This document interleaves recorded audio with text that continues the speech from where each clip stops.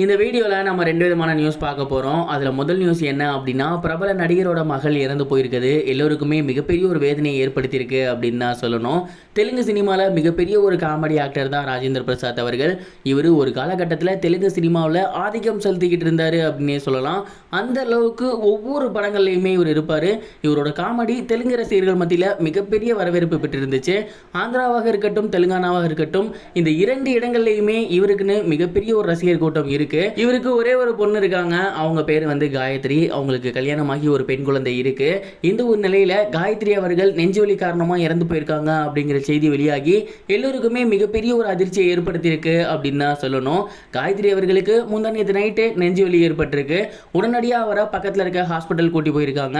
ஹாஸ்பிட்டலில் போயிட்டு அவங்களுக்கு ட்ரீட்மெண்ட் பண்ணிட்டு இருக்கும் போதே அவங்க இறந்து போயிருக்காங்க. டாக்டர்ஸ் ட்ரீட்மெண்ட் பண்ணிட்டு இருக்கும் போதே அவங்க இறந்துட்டாங்க அப்படிங்கிறத கன்ஃபார்ம் பண்ணியிருக்காங்க. காயத்ரி அவர்கள் ஹாஸ்பிட்டலில் அட்மிட் ஆகியிருக்காங்க அப்படிங்கிற நியூஸ் ராஜேந்திர சாருக்கு போனதுக்கு அப்புறம் அவர் உடனடியாக கார் எடுத்துட்டு ஹாஸ்பிட்டலுக்கு போயிருக்காரு. ஆனால் அவர் பாதி தூரம் ஹாஸ்பிட்டலுக்கு போய்கிட்டு இருக்கும் போதே அவங்க இறந்துட்டாங்க அப்படிங்கிற செய்தி வந்திருக்கு. இந்த ஒரு நியூஸ் சோசியல் மீடியாவில் வெளியாகி எல்லோருக்குமே மிகப்பெரிய ஒரு சோகத்தை ஏற்படுத்தியிருக்கு அப்படின்னு தான் சொல்லணும். ஏன்னா ராஜேந்திர பிரசாத்தும் அவங்க மகளும் பல வருடங்கள் பேசிக்காமல் இருந்தாங்க.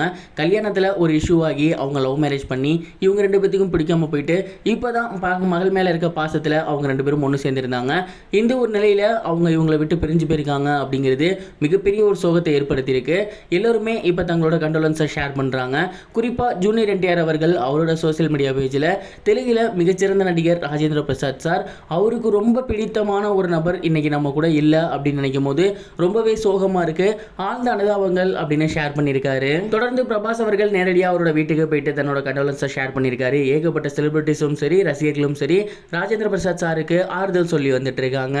இது ஒரு புறம் இருக்க, கிட்டத்தட்ட 7-8 வருடங்கள் கழித்து மறுபடியும் இயக்குனரா அர்ஜுன் அவர்கள் களமிறங்கி இருக்குது. சோசியல் மீடியாவில் ரொம்பவே வைரலாக போய்கிட்டு இருக்கு. அர்ஜுன் அவர்கள் ஜெய்ஹிந்த், ஏழுமலை போன்ற மெகா ஹிட் படங்களை இயக்கியிருக்காரு. குறிப்பாக அவர் சொல்லணும் அப்படின்னா ஜெய்ஹிந்த் 2 டைரக்டராக ரொம்ப வருஷம் கழிச்சு மறுபடியும் இயக்குனாரு. அந்த படம் மிகப்பெரிய அளவில் போகலை. அதை தொடர்ந்து அப்படியே நடிகராக மாறிட்டாரு. ஏகப்பட்ட படங்கள் நடிச்சிட்டு இருக்காரு.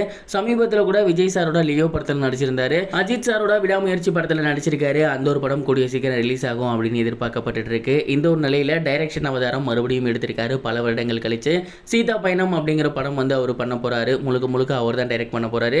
இந்த படத்தை ப்ரொடியூஸுமே அவர் தான் பண்ண போறாரு. இந்த படத்தில் கம்ப்ளீட்டாக நியூ முகங்கள் பண்ண போறாங்கிற மாதிரி டாக்ஸ் இருக்கு. ஆனால் இன்னொரு டாக்ஸ் என்ன அப்படின்னா அவங்க மருமகனையும் மகளையும் வச்சு பண்ண போறாருங்கிற மாதிரியும் டாக்ஸ் இருக்கு.